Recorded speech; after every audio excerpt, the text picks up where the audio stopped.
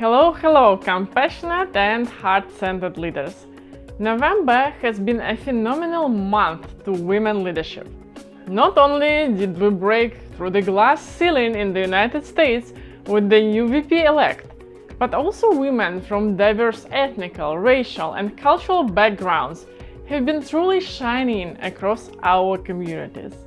My heart is full with gratitude towards all the women leaders who are serving now in many crucial roles, including medical field, education, mental health, social work, and many others. In today's video, I'm debunking the myth of lack of assertiveness in women leaders, explain what assertiveness training really is, how to know when you need it, and a simple step to practice if you wish to develop your assertiveness skills.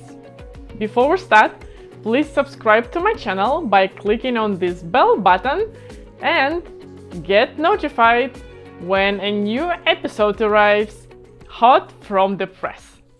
I'm Neizvestnaya, founder of EXECUTIVECRAFT, and welcome to my channel, a place for heart-centered leaders. As leadership and executive coach, I'm passionate about emotional intelligence, mindfulness, and transformational leadership training. My clients gain confidence, increase influence, and become fully empowered. Are you ready to elevate your leadership? Recently, I've been reading an article for one of my classes from 1989 called Psychology Reconstructs the Female. And this article was one of the reasons I decided to record this video. It was written by Mary Crawford and Jean Marasek.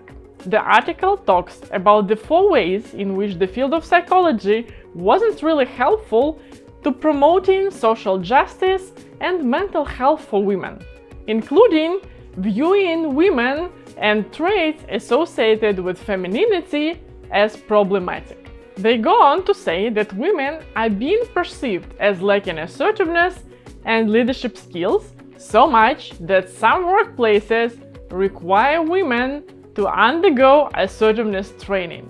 Remember, this is 1989, which is 31 years ago. The article argues that there is no gender difference between assertiveness assessment results between female and male respondents. Bam! They ask the question, are men overly assertive? And they also ask, what if women's behavior is seen as problematic compared to men's behavior? Unfortunately, in 2020, there is still the myth of women being less assertive than men. Being born in a woman's body doesn't make assertiveness training mandatory to compete with men.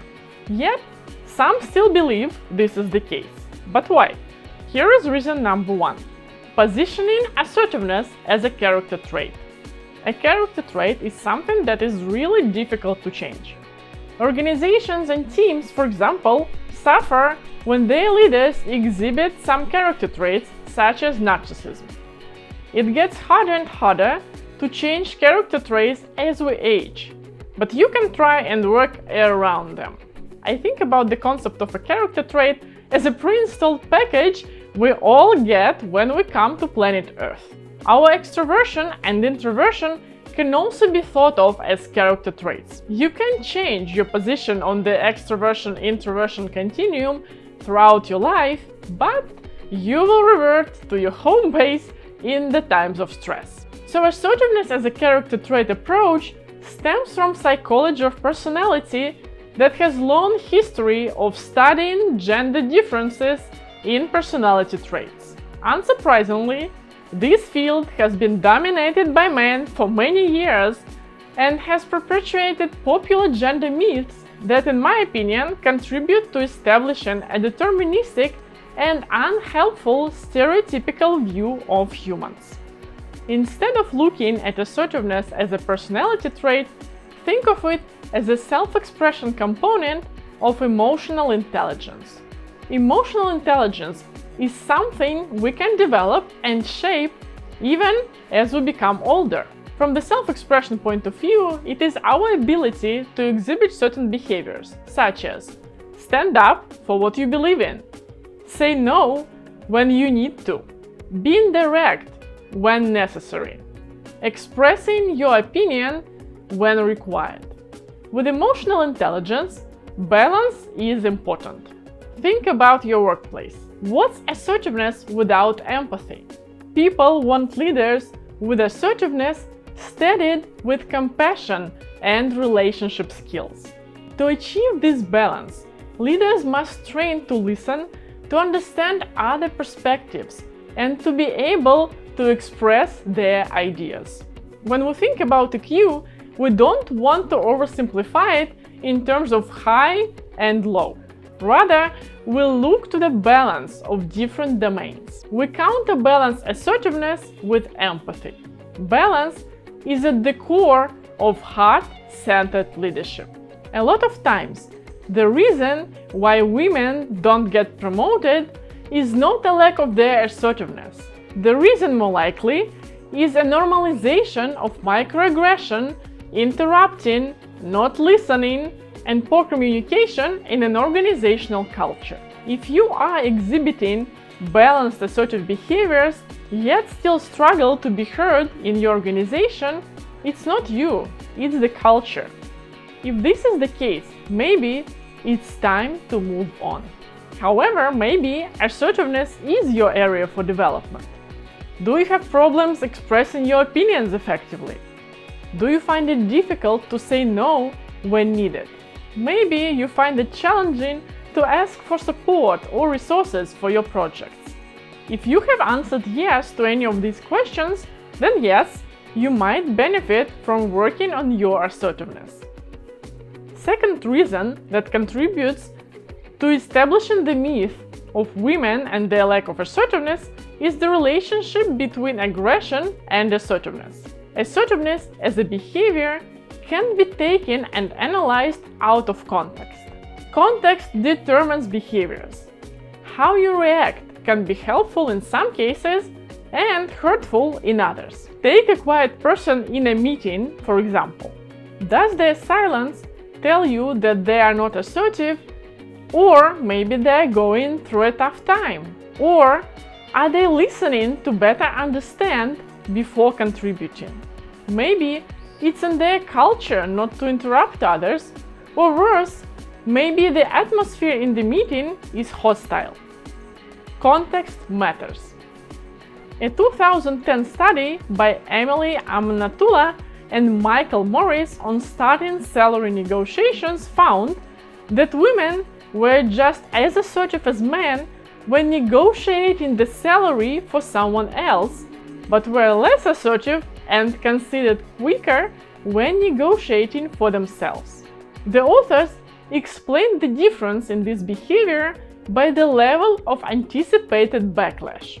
Further, they recommended that at the organizational level, compensation policy should shift away from individual bargaining and towards equitable, invariable criteria that rewards both individual performance and communal behaviors, such as mentoring. More and more authors and studies suggest that it's not about fixing the behavior of women. We need a paradigm shift to create nurturing cultures in the organizations where people win and grow. Remember, assertiveness isn't aggression. Assertive behavior allows you to calmly present and defend your opinion without invading another person's space, being dismissive, or attacking another person. It also doesn't mean being detached and aloof. However, we know that at least in North America, there is a skewed perception of social norms around women and men expressing their anger. To exhibit assertive behavior, a woman has to let go of the being nice gender social construct bubble. She must connect with her needs and be able to express herself. However, all too often, when we lose the nice girl label, we gain the angry woman or overly emotional label. And there is a term for that, gender backlash, that describes the social and economic consequences experienced by someone behaving outside of gender stereotypes. There is still a strong gender bias in the workplace, where not only men, but women negatively perceive assertive women.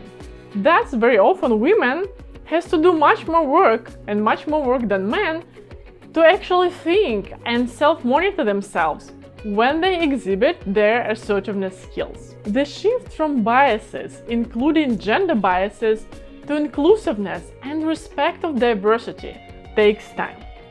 For now, it's important to identify these biases and understand how they impact you and your leadership style. Think about what areas of your self-expression need developing. What can you do to express your opinions clearly and authentically? Maybe you avoid confrontation at all costs, struggle to think on your feet during challenging conversations, or get overlooked for promotions, or have issues with self-respect. If this is you, here is one thing that you can do. Spend time and prepare your argument in advance. For example, when lawyers get ready for their court hearing, they develop a logical framework where they not only build their argument, but also formulate possible responses and questions they may receive. This is chess. You need to strategize moves ahead of your opponent. It's difficult to think clearly when stressed. This is a biological response. If you're not prepared, things will go awry quickly. You can lose focus, become excessively verbose, or go blank and struggle to find the right words. Oftentimes, we keep replaying challenging conversations in our minds, coming up with different responses.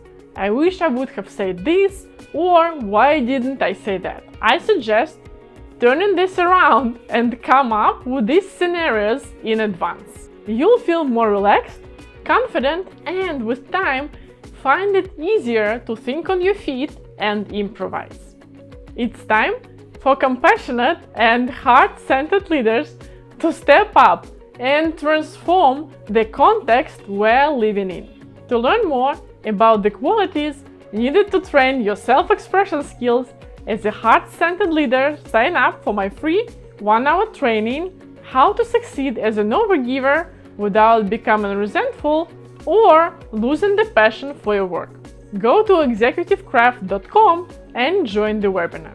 If you are in a leadership position and want to grow as a leader, I invite you to connect and book a free one-on-one discovery call with me.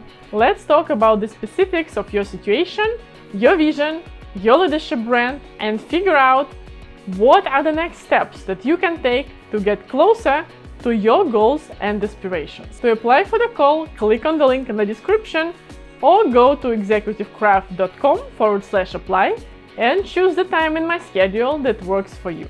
If you enjoyed this episode, please give it a like and share it with other heart-centered and compassionate leaders. Hit this bell button if you have not subscribed already to this channel. Take good care of yourself, stay safe, happy Thanksgiving if that's the holiday that you celebrate, and we will talk soon. Bye bye.